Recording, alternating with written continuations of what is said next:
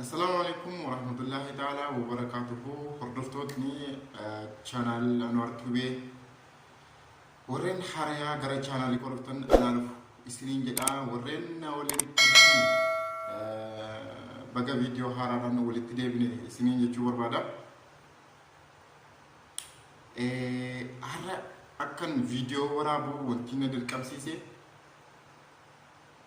وان حالا يرورت وانا متاجرو keessattuu waan harraaf kaleessa adeemaa jiru irratti kan xiyyeeffadhee dhufee wanti sun waan baay'ee nama gaddisiisudha.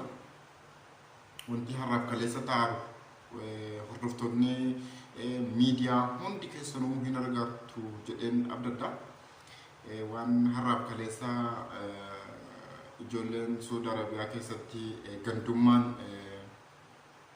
walqoodanii ati jimma ati arsii jedhanii ati deeggaraa baluutii ati deeggaraa akkanaatii jedhanii walirratti taasisaa jiran wal ilaalchisanii akka yaada koo ibsachuu barbaade.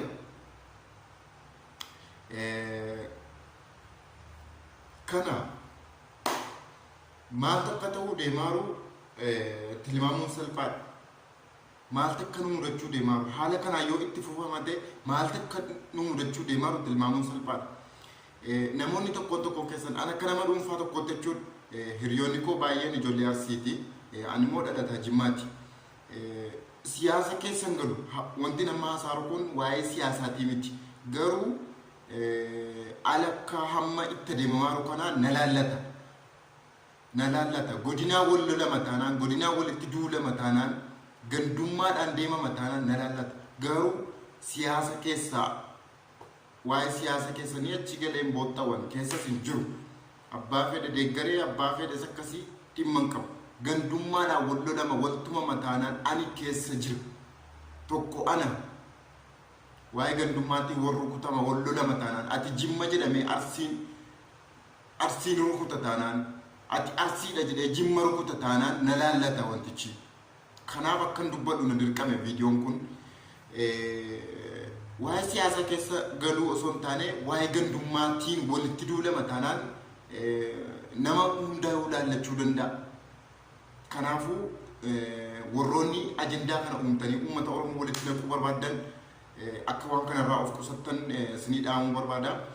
Sababa keessaniin uummanni alaas biyyaas kan rakkoon gurguddaan irra ga'u sababa xiqqoo isin dhimma dhuunfaas haa ta'u waan adda addaas waa'ee siyaasaatiifis haa ta'u uumtaniin rakkoon sun balaa guddaa kan fiduu danda'u quba qabaadhaa isinii jechuu barbaada. Sheekoliin Saudi Arabiyaa keessa jirtanus qeesoliinis warroottan ajandaa kana uuman akka suutumaan qabdanii walitti haarsitanii nagaa buuftan kabajaan isin gaafanna akka dhaamsaattis isinitti dabarsina. Ajandaan amma adeemaa kun keessattuu yeroo hin taane keessa deemaara. Yeroo hin taane keessa deemaara. Uummanni yeroo ammaa qalbii guutuudhaan tokko gara mootummaatti kan inni xiyyeeffatee jiru malee ati baluu deeggartaa ati jimmaa ati arsii ati shawaa ati wallaggaa haala sanaan kutaadhaan wal qooduun hin fokkisas cubbuudha fafa. Kanaafuu wanti akkasirraa qusadhaa isinii jechuu barbaada.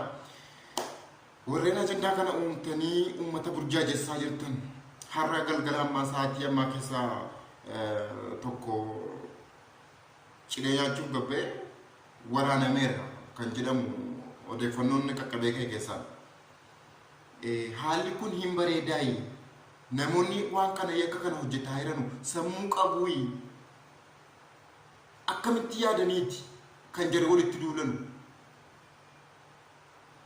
Kanadha kan amma gaafii namatti ta'e uummata hundatti gaafii ta'e jedhaa jiru kana.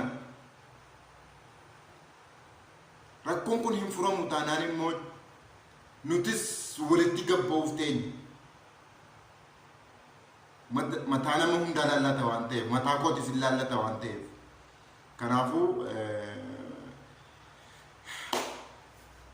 Oromo tokko ta'a waliigala Oromo tokko ta'a amma sirra deddeebi'anii waggaa 100 wayii faarfamaa ture tokko ta'an alana sirba adda faca'aa jiru wayii baasuun barbaachisaadha. Tokko ta'a tokkummaa waggaa 100 wayii sirbameera. Namni sammuu qabaatee sammuun isaa saayikooloojii isaa kun sirriitti hojjetee tokko ta'u jiru. Isa beekaadha jedhamee jala hiriiramutu waltumaa uffatatti baasaa jedha. Nama dhaaba mootummaa deeggaru uffatatti baasaa jedha.